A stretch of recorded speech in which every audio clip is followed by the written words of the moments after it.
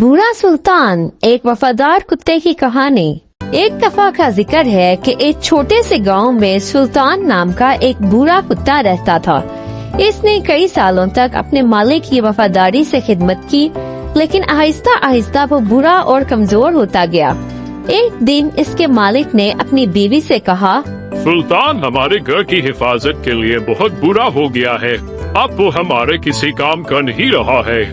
لیکن وہ اتنے عرصے سے ہمارے ساتھ وفادار ہے، ہمیں اسے رہنے دینا چاہیے۔ نہیں، میں کل اس سے اپنی جان چھڑوا لوں گا۔ سلطان قریب ہی لیتا یہ سب سن رہا تھا۔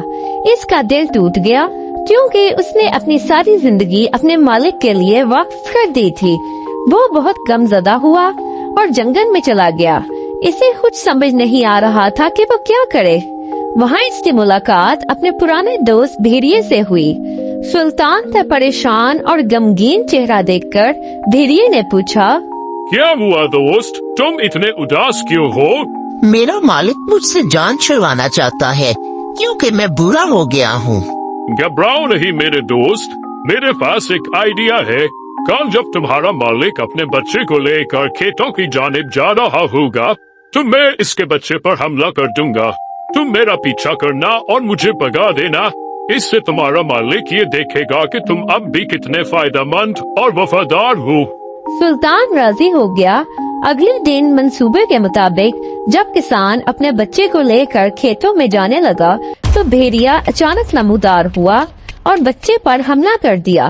کسان خوفزدہ ہو کر چلایا، لیکن اس سے پہلے کہ وہ کچھ کرتا، سلطان حرکت میں آیا اور بھاگ کر بھیڑیے پر لپکا۔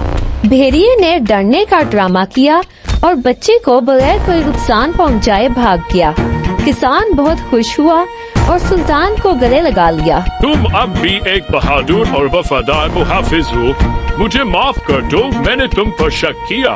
اس دن سے کسان سلطان کا اور بھی زیادہ خیال رکھنے لگا۔ وہ اسے بہترین کھانا اور سونے کے لیے بہترین جگہ دیتا تھا۔ کچھ دنوں کے بعد بھیڑیا سلطان کے پاس آیا اور کہا، میں نے تم پر جو احسان کیا تھا اب اس کا بدلہ چکاؤ اور اپنے مالک کی ایک موٹی سی بھیڑ مجھے کھانے دو۔ یہ تم کیا کہہ رہے ہو؟ میں اپنے مالک کو دھوکہ نہیں دے سکتا۔ تمہارا مجھ پر بہت احسان ہے، تمہیں مجھ سے جو چاہیے وہ لے لو، لیکن میں اپنے مالک کے ساتھ بددیانتی نہیں کر سکتا۔ بھیڑیے نے سلطان کو دھمکی دی، لیکن سلطان اپنی بات پر ڈٹا رہا۔ بھیڑیے اور سلطان کی یہ ساری باتیں دوسرے جانور بھی سن رہے تھے۔ یہ سب سن کر ایک بڑا بیل سلطان کی مدد کرنے آ گیا اور بھیڑیے کو جانے کو کہا۔ بھیڑیا اتنے سارے جانوروں کو دیکھ کر ڈر گیا اور وہاں سے بھاگ گیا اور پھر کبھی واپس نہیں آیا۔ اس دن کے بعد سے تمام جانور سلطان کی اور زیادہ عزت کرنے لگ گئے اور سلطان اپنے مالک کے ساتھ ہنسی خوشی رہنے لگا۔ پیارے دوستو، اس کہانی سے ہم نے یہ سیکھا ہے کہ وفاداری اور مہربانی کا ہمیشہ صلہ ملتا ہے اور سچے دوست کبھی بھی احسان کے بدلے بے ایمانی نہیں مانگتے۔